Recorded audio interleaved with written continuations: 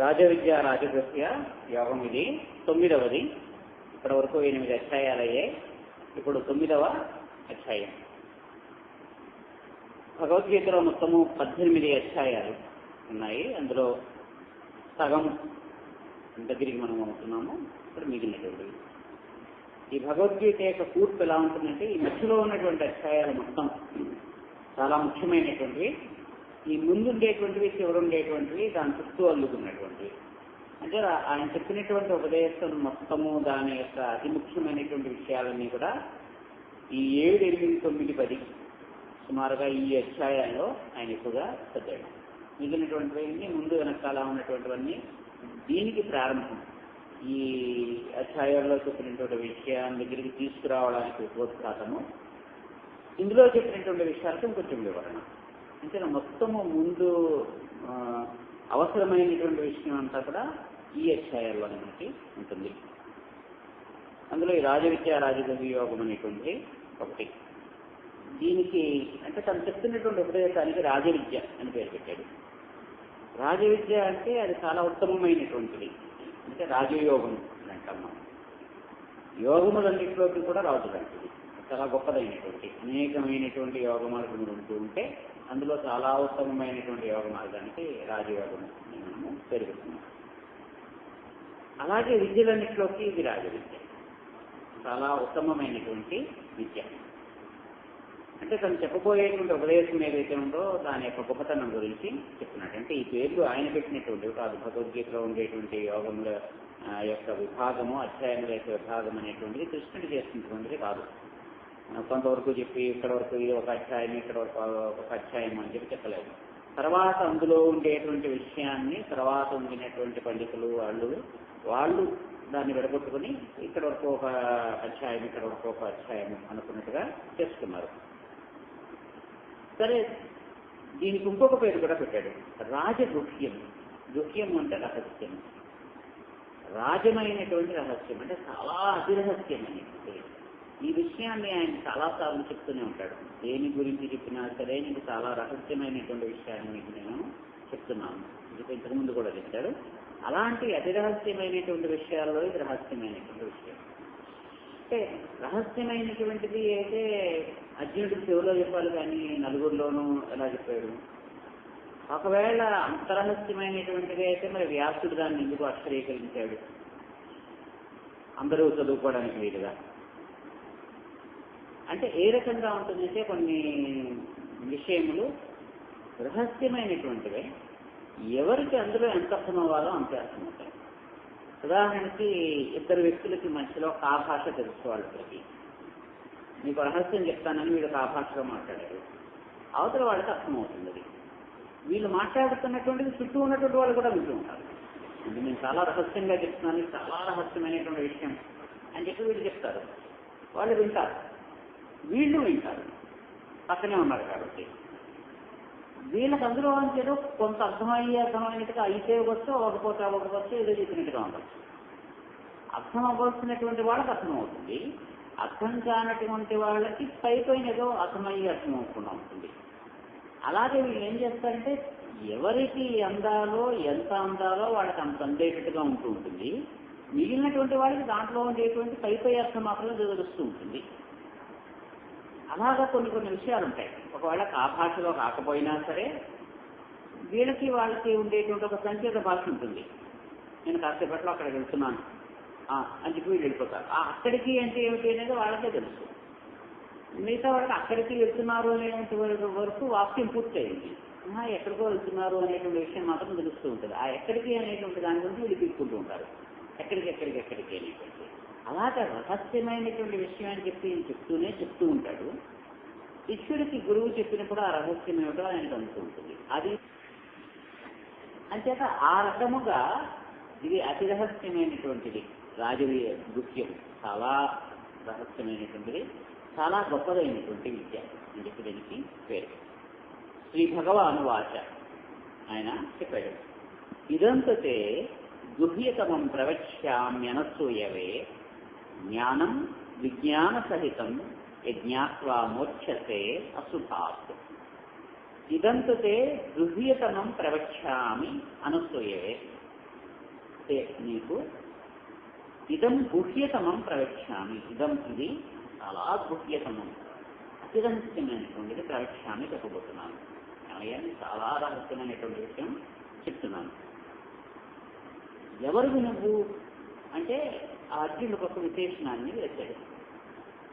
నువ్వు ఎటువంటి వాడు అంటే అనసూయవే, అసూయ లేనటువంటి వాడు. అసూయ లేనటువంటి నీకు చాలా రహస్యమైనటువంటి దీన్ని నేను చెప్తున్నాను. జ్ఞానం విజ్ఞాన సహితం. ఇదేమిటంటే జ్ఞానం. ఎటువంటి జ్ఞానము? విజ్ఞానముతోటి కూడుకున్నటువంటి జ్ఞానం.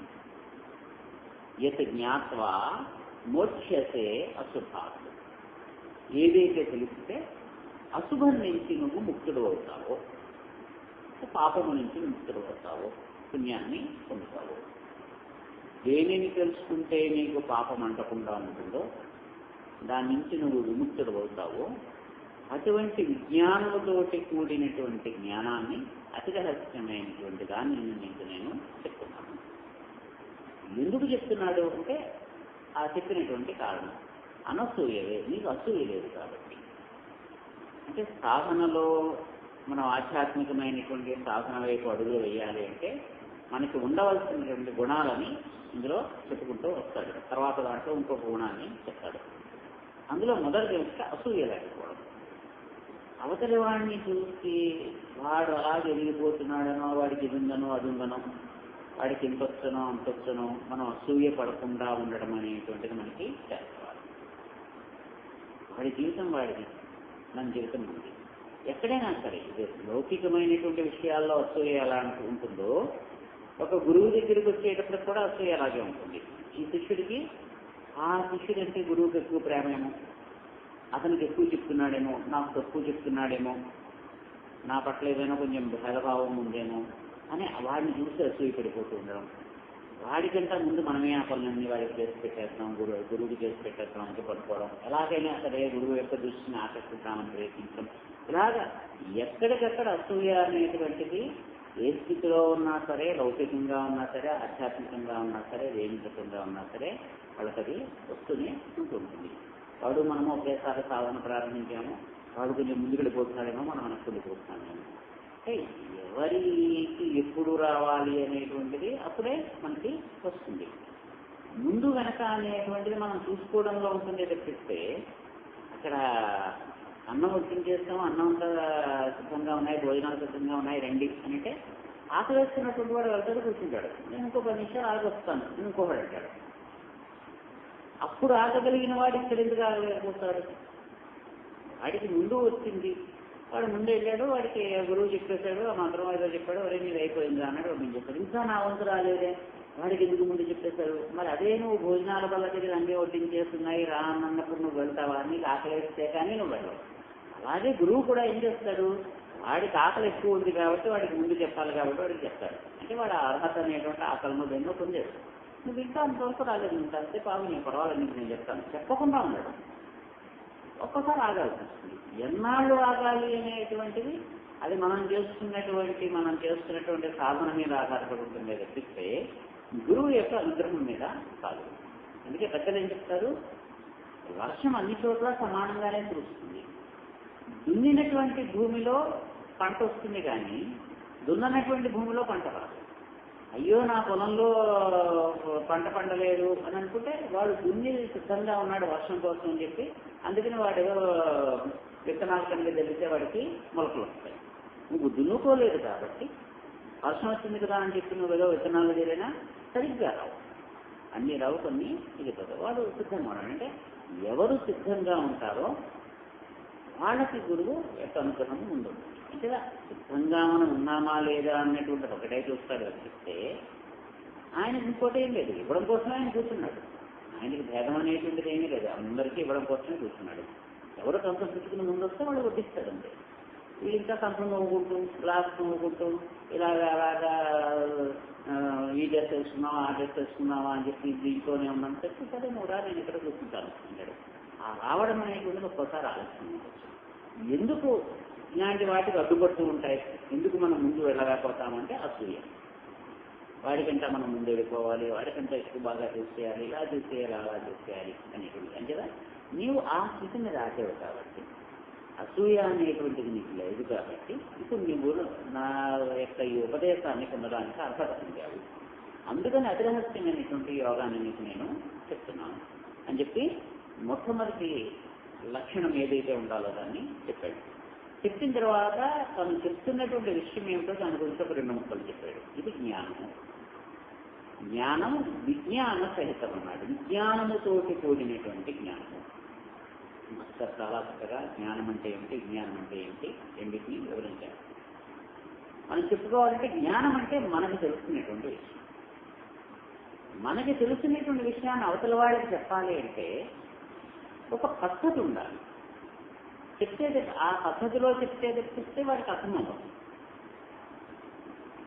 ఏం చేయాలి, ఎలా చేయాలి అనేటువంటిది వాళ్ళకి చెప్పాలి. ఏదో వంట మనకు వచ్చు, అది చేసేయడం వచ్చేసి మన అమ్మాయో ఎవరో ఉంది, అమ్మాయి ఎలా చేయాలంటే ఇలా చేసేయాలంటే కాదు, అమ్మ ఇదిగో ఇదమ్మా మొదట ఏం చేయాలి, తర్వాత ఏం చేయాలి, తర్వాత ఏం చేయాలి, ఏ వస్తువులు పట్టుకోవాలి, దానికి ఏమేమిటి సిద్ధం చేసుకోవాలి, ఇవన్నీ చెప్తే ఒక పద్ధతిలో ఒక క్రమంలో చెప్తే అప్పుడు అర్థం అవుతుంది.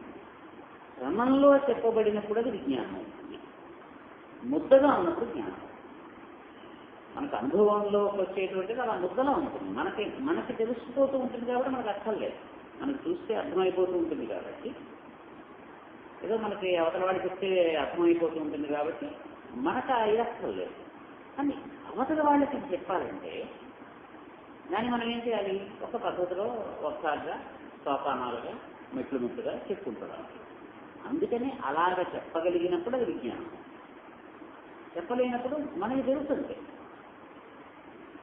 మనం గ్రహించేటప్పుడు కూడా ఏం చేస్తామో ఇలాగ ఉన్నటువంటి వాటిని ఈ పద్ధతిలో గ్రహిస్తే అది విజ్ఞానం అవుతుంది. ఏదైనా సరే ఇది సిద్ధాంతము, దీనికి సంబంధించినటువంటి ఉదాహరణలు ఇది ఇలా అర్థం చేసుకోవాలి అని ఏదైనా సరే మనం ఒక క్రమంలో కనుక గ్రహిస్తే అది విజ్ఞానం. అంటే మనం చదివేటువంటి చదువునంతటినీ అందుకని విజ్ఞానము అన్నారు.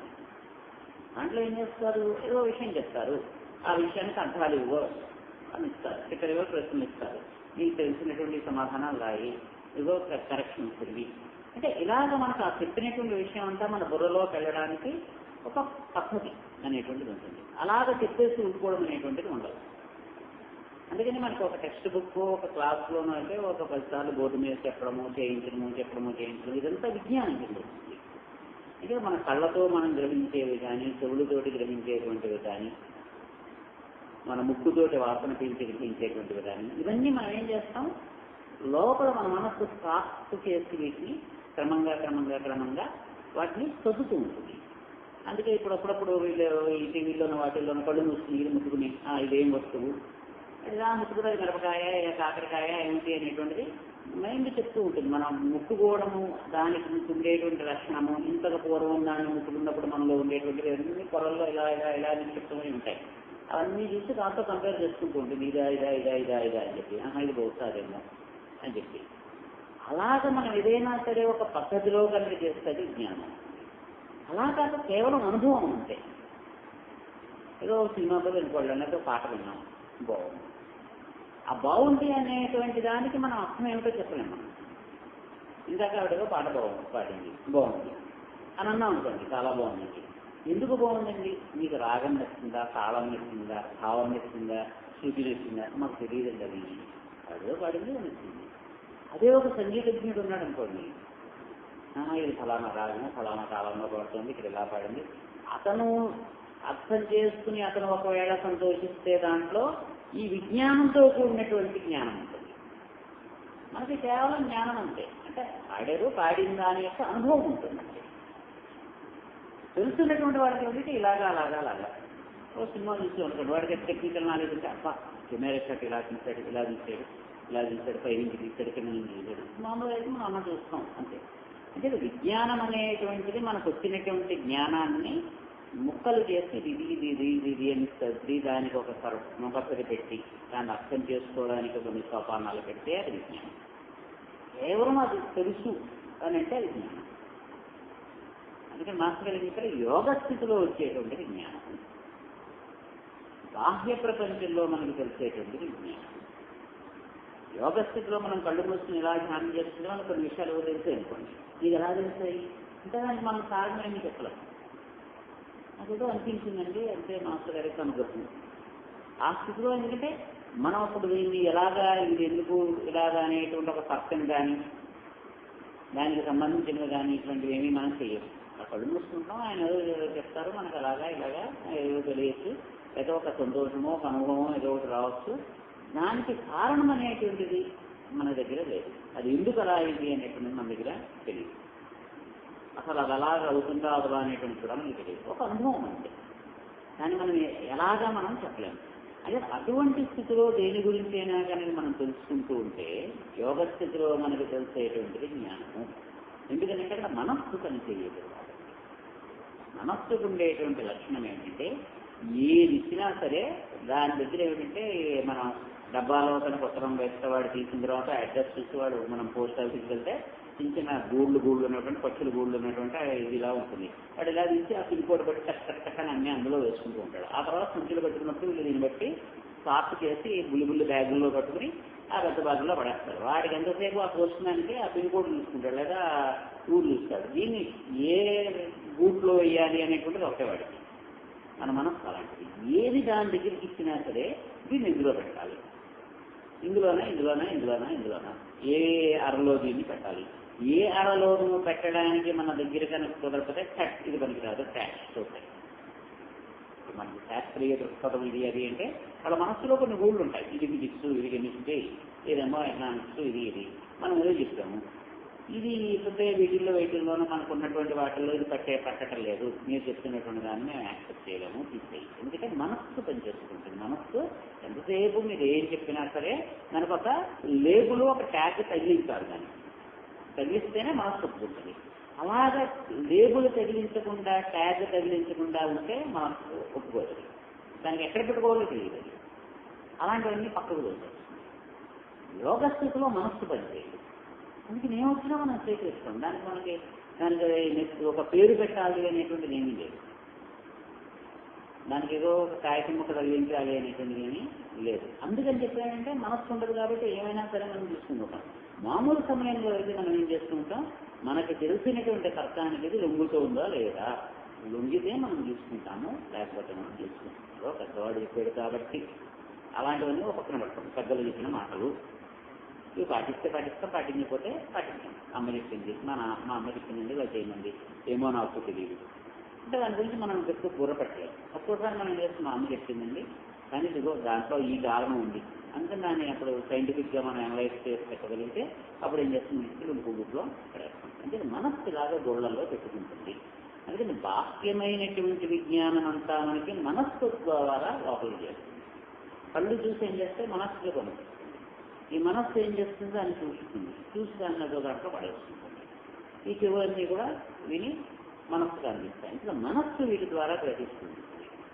మనస్సు గ్రహించినప్పుడు దాని యొక్క ప్రమాణాలు కొలతలు కొన్ని ఉంటాయి. ఇవి లేకుండా ఉంటే జ్ఞానం, వీటిలో చిక్కుకుంటే విజ్ఞానం. ఇది అవసరమే. భౌతికమైనటువంటి మన వ్యవహారానికి దీనికి దానికి మనకి ఇది అవసరమే. మనం బయట బజారుకి వెళ్ళినప్పుడు అన్ని కూరలో సంచిలో పడేసుకుంటాం. ఇంటికి వచ్చారు దేన్ని దాన్ని మనం విడదీసుకుని ఆ ఫ్రిడ్జ్లో చిన్న చిన్న కవర్లలోనో దాంట్లోనో పెట్టుకుంటే రేపు పొద్దున మనం వంట వండుకోవడానికి మనకి సులభంగా ఉంటుంది. అందుకని అప్పుడు తీసి మొత్తం సంచి అంతా దొండకాయలు ఎక్కడ ఉన్నాయి, వంకాయలు ఎక్కడ ఉన్నాయి నేర్చుకోవడం అంటే మనకి కష్టం. అంటే విజ్ఞానం అనేటువంటిది లౌకికమైనటువంటి జీవితానికి అవసరము. జ్ఞానం అనేటువంటి దాన్ని విజ్ఞానంతో కలిపినప్పుడే మనకి ఈ రెండు స్థితులకి మధ్యలో ఉండేటువంటి భేదం ఏదైతే ఉంటుందో దాన్ని దాటగలగడం అనేటువంటి కలుస్తుంది. ఈ రెండో కాక మనకు ఉండేటువంటి స్థితి అజ్ఞానం. అంటే ఇలాగా మనం గ్రహించలేక అలాగా అనుభవించలేక ఉండేటువంటి స్థితి ఉంటే ఒక అజ్ఞానం అనేటువంటి స్థితిలో ఉంటాం. అది ఎప్పుడు ఈ రెండింటికి వెనకాల ఉంటూనే ఉంటుంది. అది జ్ఞానానికైనా వెనకాల ఉంటుంది, ఇది జ్ఞానానికైనా వెనకాల ఉంటుంది. అది కానీ ఇది కానీ రెండు కనుక మనకి లేకపోతే అదే మనకి మిగులుతుంది. అంటే ఈ మూడు స్థితులు మనకు ఉంటాయి. జ్ఞానం ఉంటుంది, అజ్ఞానం ఉంటుంది, విజ్ఞానం ఉంటుంది. అంటే అది ఇప్పుడు నీకేం చెప్తున్నాను, నేను విజ్ఞానముతోటి కూడినటువంటి జ్ఞానాన్ని నేను చెప్తున్నాను. అంటే నేను చెప్పేటువంటి విషయాన్ని నువ్వు మనస్సు ద్వారా కూడా కొంత లోపలికి తీసుకుని గ్రహించడానికి వీలుగానే నేను చెప్తాను. అంటే ఒక యోగ స్థితిలో నువ్వు అనుభవించేటువంటి దానికి బాహ్యంగా దాన్ని ఎలా అర్థం చేసుకోవాలి, దాన్ని ఎలా ఉపయోగించాలి అంటే అది విజ్ఞానం కావాలి. మనకి ఏమో నాకు తెలిసింది, నేను అంతకు మించి మీకు ఏం చెప్పలేను అంటే దానివల్ల ప్రయోజనం ఏమీ లేదు. చపాతీ ఇంత ముద్ద చేసి పెట్టారు పిండి అని చపాతీలుగా వచ్చి కాలిస్తే ఎవరికైనా ఉపయోగం, కానీ ఆ ముద్ద పెట్టి ఇవ్వనండి ఇదే నిజమే, అదే అవసరమైనటువంటిది అదే. కానీ దాంట్లో చిన్న చిన్న ఉండలు చేసి దాన్ని మనం ఒత్తుకుని కాల్చడం అనేటువంటిది చేత కానప్పుడు ముద్దలా ఉన్నటువంటి దానివల్ల ప్రయోజనం ఏమిటి అంటే జ్ఞానము విజ్ఞానము రెండూ కలిపినటువంటి దాన్ని చెప్తున్నాను. అందుకని ఇది రాజవిద్య. ఎవరైనా తెలియదు జ్ఞానాన్ని చెప్తారు, ఇదయ్యా ఉన్నటువంటి విషయం. దానికి లౌకికమైనటువంటి దానికి ఉండేటువంటి సంబంధం ఏమిటి అది కూడా మనం తెలుసుకోవాలి. అది నీకు కలిపినటువంటి దాన్ని నేను చెప్తున్నాను. అందుకని ఇది తెలిస్తే, ఏది తెలిస్తే నీకు కేవలము జ్ఞానమే కాకుండా దాన్ని ఉపయోగంలోకి తీసుకొచ్చినప్పుడు, ప్రయోగంలోకి తీసుకొచ్చినప్పుడు కూడా ఎలాగ వాడుకోవాలో తెలుస్తుంది. కాబట్టి నీకు అశుభం అనేటువంటి దాంట్లో నువ్వు పట్టుకుంటావు. అంటే తప్పు అనేటువంటి దాంట్లోకి వెళ్లకుండా మంచి అనేటువంటి దాంట్లోకి వెళ్తావు అని మొట్టమొదటి చెప్పాడు. చెప్తూ రాజవిద్య రాజగుహ్యం పవిత్రమిదముత్తమం ప్రత్యక్షావగమం ధర్మ్యం సుసుఖం సత్తుమవ్యయం అని దీని యొక్క లక్షణాలు ఏంటో చెప్తున్నాడు. ఇంకా ముందు దాంట్లో జ్ఞానము విజ్ఞానంతో కూడినటువంటి జ్ఞానం అన్నాడు. రెండవ దాంట్లో ఏం చెప్తున్నాడు, ఇది రాజవిద్య రాజగుహ్యం, ఆయనే చెప్పేది పేరు. అందుకని అదే పేరుని మనం దానికి పెట్టుకున్నాడు. ఇది రాజవిద్య, చాలా ఉత్తమమైనటువంటి విద్య. రాజగుహ్యం చాలా అతిరహస్యంగా ఉంచవలసింది. పవిత్రం, ఇది పవిత్రమైనటువంటిది. ఎందుకు పవిత్రం అంటే అది ఉన్నతమైనటువంటిది కాబట్టి. మనం ఒక భగవద్గీతలో అంటే ఈ పుస్తకాన్ని పవిత్రంగా చూస్తుంది. ఎందుకని అందులో ఉండేటువంటి విషయం అలాంటిది కాబట్టి. అదే సినిమా పాటల పుస్తకం ఏదైతే ఇలా పక్కన పడేస్తాం, గబుక్కు ఏదైతే కళ్ళ కప్పుకుని పక్కన పెడతాం. అది కాగితమే ఇది కాగితమే, అది అస్తే ఇది అస్తే, అందులోనూ ఉన్నటువంటి ఈ అక్షరాలు ఇందులో ఉన్నటువంటి ఆ అక్షరాలే. కానీ ఇందులో చెప్తున్నటువంటి విషయం ఏదైతే ఉందో అది ఈ పుస్తకానికి ఒక పవిత్రతని ఇస్తుంది. అంటే ఇది పవిత్రమైనటువంటిది. ఎందుకని పవిత్రమైనటువంటిది? దీన్ని కనుక ఆచరిస్తే నువ్వు బాగుపడతావు కాబట్టి. ఆ సినిమా పాటలు నువ్వు ఎంత బాగుపడుతున్నా నువ్వు బాగుపడడానికి ఏమీ ఉండవు అందులో.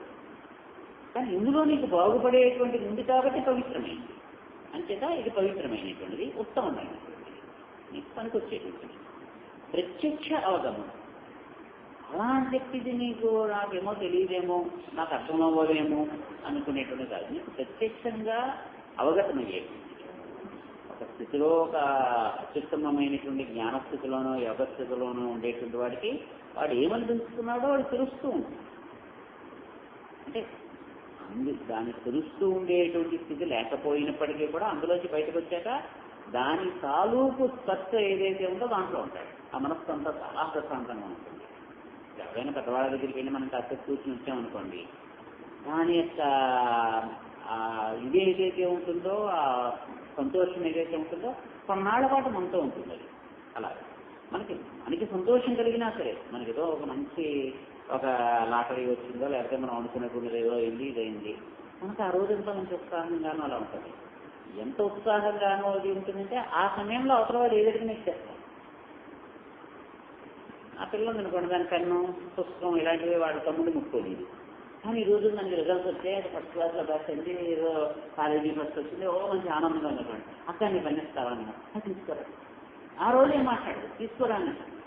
ఎందుకంటే దానికి ఉన్నటువంటి ఉత్సాహంలో అదే ఇంకోటి నా పని నా పని మీద నువ్వు వేరేయడానికి లేదు, అమ్మ చూడు నా పని ముట్టుకుంటున్నాడు ఆ రోజు. ఎందుకంటే ఆ ఉన్నటువంటి స్థితి ఎటువంటిది ఏమిటంటే అది వాటి తీసుకుంటాను, అది పాడైపోయినా పర్వాలేదు ఇంకోటి. అంటే మనని పైకి లేవనుకుంటుంది. యోగులు అనేటువంటి వాళ్ళు ఇప్పుడు ఆ స్థితిలో ఉంటారు వాళ్ళు. అందుకని వాళ్ళకి ఒక పెన్ను, పుస్తకం, ఇల్లు ఇలాంటి వాటికి పట్టలు వస్తాయి. కావాలని తీసుకో, అసలు లేదా కొన్ని నుంచి మీకు ఏముంటుంది. వాళ్ళు ఉన్నటువంటి స్థితిలోంచి అక్కడ ఉన్నటువంటి స్థితిలో వాళ్ళకి ఇవన్నీ చిన్న చిన్న విషయాలుగా కనిపిస్తాయి. ఈ స్థితిలోనే ఉంటే అదే పట్టుకు వెళ్ళడం. నాకన్నా నాకు ఇచ్చేసుకోవా ఇచ్చేవారు, నాకు సేపు రాసుకుంటారు, అది అరిగిపోతుంది, అది కరిగిపోతుంది, ఇచ్చేను దాని గురించి ఒక గంట సేపు ఇల్లంతా ఇచ్చేసి గొడవ చేసేసి నానా ఇది చేసి వాళ్ళని తీసేసి వీళ్ళని తీసేసి. అంటే అప్పుడు అదే పెన్ను, అడిగినవాడు అదే తమ్ముడు, ఇప్పుడు అదే పన్ను, అడిగిన వాడు అదే పన్ను. కానీ మన మనస్థితిలో ఉండేటువంటి తేడా ఏం చేస్తుంది, అప్పుడు దాని మీద పట్టుకుని లాగుతోంది, ఇబ్బంది అంటుంది, ఇప్పుడు ఇచ్చే. అంటే ఆ స్థితి మారడంలో ఉంటుంది. ఈ మెట్టు మీద ఉన్నామా, ఆ మెట్టు మీదకి వెళ్ళాం. ఆ మెట్టు మీదకి వెళ్తే అప్పుడు ఇదే ప్రపంచం ఏమీ మారిపోదు. మన చుట్టూ ఉన్నటువంటివి బంధాలు ఏమీ మారిపోవు. అప్పుడు భార్య పిల్లలు వాళ్ళే. కానీ మన మానసిక దృష్టి వాళ్ళ పట్ల ఏదైతే ఉందో అది మారు. ఇంకొంచెం పైకి ఎత్తే కొద్దీ ఇంకా మారుతుంది. వాళ్ళతో ఉండేటువంటి బంధమేమీ మనకి తెగిపోనట్లా. వాళ్ళ పట్ల మనకు ఉండేటువంటి ఊహలు ఏవైతే ఉంటాయో వాటిలో మార్పు వస్తుంటాయి. అవి మనని వాళ్ళు చేసేటువంటి పనులు ఎంతవరకు ప్రభావం చూపించాలో అంతే చూపిస్తాయి. ఆ రకమైనటువంటి ఇది అంటే ప్రత్యక్షంగా నీకు తెలుస్తూనే ఉంటుంది. ఉండేటువంటి స్థితి ఏమీ కష్టమైనటువంటిదేమీ కాదు. ధర్మ్యం చాలా ధర్మమైనటువంటిది. ఇందులో అక్రమమైనటువంటిది ఏమి అనేటువంటిది అని కాదు. అంటే మీకు ఏదైతే సృష్టి యొక్క ధర్మాలలో ఉన్నాయో దాన్ని అనుసరించి వెళ్ళేటువంటిది ఏది. సుసుఖం కర్తుం అలా అనేది ఆచరించడం కష్టమేమో అంటే అలాంటిది కూడా కాదు. చాలా హాయిగా ఆచరించచ్చు. అంటే యోగం అనేటువంటిది కానీ అంటే ఏమో అది చాలా కష్టమండి, ఏదో మాకు నేర్చుకో అని అంటున్నారు. అవి నేర్చుకే మేము సన్యాసం తీసుకోవాలేమో, ఇంటికి వదిలి వెళ్ళిపోవాలేమో. మా పిల్లాడు కొంతమందికి ఉంటుంది, ఆ రోజు వెళ్ళి వాళ్ళ దగ్గర పూజలు ఇవి ఏమంటే కొన్నాళ్ళు ఇంత చదువు మానేస్తాడేమో, వాటిల్లో చిక్కుకుపోతాడేమో, ఎందుకు వచ్చినటువంటిది ఎవరైనా వాళ్ళ రారా ఈ సమయంలో చదువుకోవాలి అంటే అందులోకి వస్తే దాంట్లో వల్ల ఇది పాడైపోవడం అనేటువంటిది ఏమి ఉండదు. దానివల్ల ఇంకా ఇది బాగా ఉండడం అనేటువంటిదే ఉంటుంది. అంచేత సుసుఖం కర్తం అవ్యయం. ఇది ఏమీ కూడా వ్యయం అనేటువంటిది లేదు. ఇది ఎంతైనా ఎలా చేసినా సరే దీనివల్ల నీకు ఖర్చు అనేటువంటిది ఏమీ ఉండదు, పెరిగిపోవడం అనేటువంటిది ఏమీ ఉండదు. అటువంటి దాన్ని నీకు చెప్తున్నాను. అశ్రద్ధానా పురుష ధర్మస్యాస్య పరంతప అప్రాప్యవాన్ నివర్తంతే నిత్య సంసార తస్మని. ఒక్క హెచ్చరిక చేశాడు. చాలా ఉత్తమమైనటువంటి యోగం, ఉత్తమమైనటువంటి జ్ఞానం. చాలా మంది ప్రయత్నం చేస్తారు. ఏముంది అక్కడ ఏదో ఐఏఎస్ పరీక్ష లేకపోతే group 1 exams, group 2 exams application పెట్టుకోండి అన్నారు. మనం అప్లికేషన్ పెడాలి, ఎగ్జామ్కి వెళ్దాం, రాస్తాం. అది పెద్ద ఇదేమీ కాదు. కాకపోతే ప్రయత్నం ఎంత ఉంది అనేటువంటి దానివల్ల నువ్వు ఆ పరీక్షల్లో ఉత్తీర్ణత సాధించడమో సాధించకపోవడమో. 2 సార్లు 3 సార్లు ప్రయత్నం చేస్తావు, మనకి రాదు అనుకుంటే మళ్ళీ వెనక్కి వెళ్ళిపోతావు. నువ్వు మామూలుగా నీ దాంట్లో దేంట్లో అంటావు. ఇందులో కూడా అదే కాదు. ప్రయత్నం చేసినటువంటి వాడు శ్రద్ధ పెట్టి కనుక చెయ్యకపోతే ఫలితమేమీ ఉండదు. అశ్రద్ధానా శ్రద్ధ అనేటువంటిది లేకపోతే ఇక్కడ ఇంకొక గుణాన్ని చెప్పాడు. అంటే ఈ సాధన చేసేటప్పుడు నీకు శ్రద్ధ ఉండాలి. మొదటిది ఏం చెప్పాడు, తోటి వాడిని చూసి అసూయ పడటం అనేది మాని. రెండవది ఏం చెప్పాడు, శ్రద్ధ పెట్టి చేయి. అంతేకాని ఏదో వాళ్ళు చెప్పారు కదా, ఏదో 2 నిమిషాలు ఏదో మనం చేసేస్తే వదిలిపోతుంది, ఆ రోజు మాస్టర్ ప్రేయర్ లాగా మాస్టర్ నమస్కారం వస్తుందో వదిలిపోతుంది అని కాదు. నువ్వు శ్రద్ధగా చేస్తే నీకు లాభం వస్తుంది. నువ్వు శ్రద్ధ పెట్టలేదనుకో ఏమీ లేదు, మళ్ళీ ఇందులోనే ఉంటావు. నువ్వు ఎక్కడున్నావో అక్కడ ఉంటావు అంతే. ఆ స్థితిలోకి నువ్వు రావడం అనేటువంటిది జరగదు. అశ్రద్ధానా పురుషా శ్రద్ధ పెట్టనటువంటి పురుషులు దేని మీద శ్రద్ధ పెట్టిన వాళ్ళు అశ్రద్ధర్మస్య. నేను చెప్పేటువంటి విషయం ఏదైతే ఉందో దీని మీద ఎవరైతే శ్రద్ధ పెట్టరో వాళ్ళు మాం అప్రాప్య నన్ను పొందకుండా మృత్యు సంసారవత్మని నివర్తంతే మళ్ళీ ఈ మృత్యువుతోటి కూడినటువంటి సంసారం అనేటువంటి మార్గంలోకే వస్తారు. అంటే నేనుండేటువంటి మార్గం ఎటువంటిదనమాట, దాన్ని బట్టి ఆయన ఏం చెప్తున్నాడు, నేనుండేటువంటి మార్గంలో మృత్యు ఉండదు. ఇలాంటి సంసారం అనేటువంటి చిక్కుకోవడం అనేటువంటిది ఉండదు. నేను ఉన్నటువంటి స్థితి అది. అందులో మరణం అనేటువంటిది ఉండదు, అందులో అమృతత్వం అనేటువంటిది ఉంటుంది. సంసారంలో ఉండేటువంటి బంధం అనేటువంటిది ఉండదు, స్వేచ్ఛ అనేటువంటిది ఉంటుంది. నేను ఉండేటువంటిది అమృతమైనటువంటిది, స్వేచ్ఛాయుతమైనటువంటి అదొక దారి.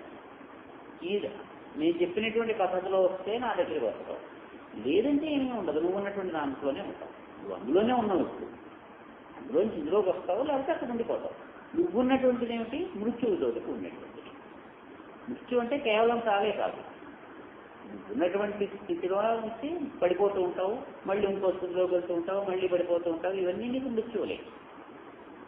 ప్రతిదినము కళ్ళు మూసుకుని మళ్ళీ ఉదయం లేచేటప్పటికి ఒక రోజు గడిచిపోయింది, అది మృత్యువే. మనం బాల్యం నుంచి యవనంలోకి వస్తే ఆ బాల్య స్థితి గడిచిపోయింది, అది మృత్యువే. మళ్ళీ ఇంక అందులోకి మనం వెళ్ళలేం కదా, అది అయిపోయి ఇందులోకి వచ్చేస్తాం, ఇందులోంచి మనం పెద్దతనంలోకి వచ్చేస్తాం, ఇంక అందులోకి మనం వెళ్ళలేము, అంటే ఆ స్థితి దాటేస్తాం. కేవలం శరీరము అవి ఒకేలా ఉన్నాయి రక్షిస్తే ఆ స్థితి గడిచిపోయింది మనకి, అంటే గడిచిపోయినటువంటి ప్రతి స్థితి నీకు మృత్యువే, మళ్ళీ నువ్వు అందులోకి వెళ్ళడం అనేటువంటిది ఉండదు.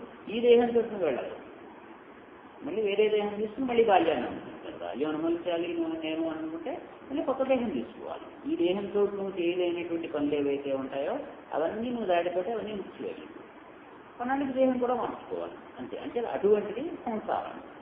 అంటే చుట్టూ కొన్ని బంధాలు ఏర్పడుతుంది, ఇది అది అది అది అని చెప్పి మనం ఏదో ఒక ట్రాఫిక్ జామ్లో చుట్టుకుపోయినట్టుగా ఉంటాం. అన్నీ మనవే, ఈ కారు మందే, ఆ కారు మందే, ఆ స్కూటర్ మందే, ఈ సైకిల్ మందే, ఆ మధ్యలో మనం నుంచున్నాం, ఇటు వెళ్ళాం అటు వెళ్ళాం ఇటు వెళ్ళాం. అంటే అటువంటి మృత్యువు అటువంటి సంసారము అనేటువంటి దారిలోకి నువ్వు ఉంటావు, నన్ను చేరుకుంటా ఉంటావు. ప్రజాపతి పరిపాలయంతాం న్యాయేన మార్గేణ అహీనహీంస గోబ్రాహ్మణే ఇది